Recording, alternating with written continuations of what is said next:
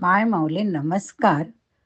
सण वार उत्सव या उपक्रमात आपण आज होळीचे महत्त्व कथा जाणून घेऊया अभिवाचनातून.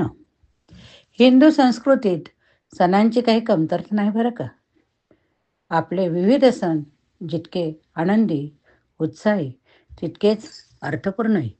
अशाच वाईट गोष्टींची आहुती देण्याचा आणि रंगाचा सण तो म्हणजे होळी. शेवटचा मराठी महिना फाल्गुन या महिन्यातील पौर्णिमेला येणारा सण म्हणजे होळी. या सणाचा इतिहास आपण पाहूया. मराठी वर्षाचा शेवटचा मराठी महिना फाल्गुन या महिन्यातील पौर्णिमेला येणारा सण म्हणजे होळी. देशभरात विविध ठिकाणी या सण साजरी करण्याची परंपरा पद्धत वेगळी पण तितकीच खास बरं का. पहिल्या दिवशी होलिका दहन होते. दुसऱ्या दिवशी एकमेकांवर रंग उडवून रंगाची होळी खेळली जाते, ज्याला आपण धुलिवंदन म्हणतो. होळीला शिमगाई म्हणता बरं का. भगवान शंकराची लीला याला शिवशिमगा सुद्धा म्हटले आहे.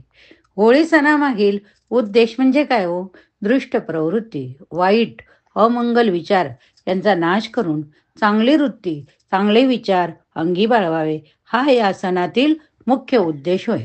होळीनिमित्त पुरणपोळी, रंग, धुडवड या सगळ्यांचे आकर्षण असतेच. होळीची कहाणी जसे प्रत्येक सणाची कहाणी तशीच होळी साजरी करण्यामागे देखील एक प्राचीन इतिहास आहे बरं का. हिरण्यकश्यपू नावाचा एक राजा होता, जो स्वतःला खूप बलवान समजायचा. स्वतःच्या अहंकारामुळे तो देवतांची घृणा करायचा. तसेच त्याला देवांचा देव भगवान विष्णूचे नाव ऐकणे देखील पसंत नव्हते. परंतु त्याचा पुत्र प्रल्हाद हा भगवान विष्णूचा परमभक्त होता. हे हिरण्यकश्यपूला अजिबात पसंत नव्हते. तो वेगवेगळ्या प्रकारे त्याला घाबरवण्याचा प्रयत्न करत असे, जेणेकरून पुत्र प्रल्हाद भगवान विष्णूची उपासना करणे सोडून देईल. परंतु भक्त प्रल्हाद त्यांना न डगमगता त्याच्या भगवान विष्णूच्या भक्तीत लीन होत असे.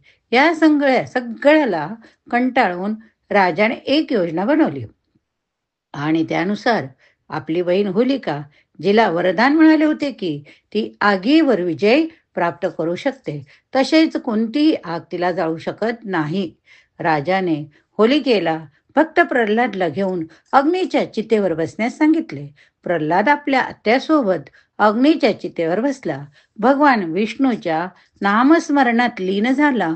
थोड्याच वेळात होलिका जळायला लागली आणि एक आकाशवाणी झाली आणि ज्यानुसार होलिकेला आठवलं की तिला वरदानात असे सांगितले होते की ज्यावेळी ती तिच्या वरदानाचा दुरुपयोग करेल तेव्हा ती स्वतः जळून राख होईल. भक्त प्रल्हादाला अग्नी काही करू शकत नाही. अग्नी काही करू शकला नाही.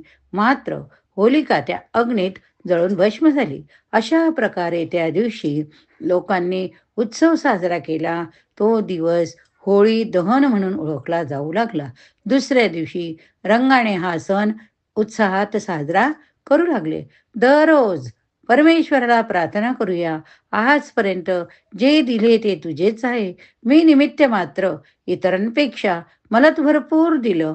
आमचे राहिलेले आयुष्यही तुझ्या कृपा आशीर्वादाने सुख, शांती, समाधान, आनंद, समृद्धीचे जाण्यासाठी नामस्मरणाची ताकद दे. नामस्मरणाची ताकद दे. तुझी आठवण आम्हा सतत राहू दे. चांगले आयुष्य दिल्यास तुझी सेवा अखंड करता येईल आणि सेवा करताना हे शरीर तुझे आहे, या शरीराला कोणताही घातपात होऊ नये याची काळजी तूच घे. याची काळजी तूच घे. आपल्या जीवलग व्यक्तीच्या आठवणी, आभास, वास्तविकता स्वीकारून आनंदाने जगा. स्वतःची, कुटुंबाच्या जीवनाच्या आरोग्याची काळजी घ्या. सरकारी सूचनांचे, नियमांचे, कायद्याचे पालन करा. पण लोकशाही, संविधान सुरक्षित ठेवा. एकमेकांना अडचणीत आणू नका. त्यांना मदत करा. जमत नसेल तर निदान गप्प तरी बसा. गप्प तरी बसा. नको त्या उठाठेव्या करू नका.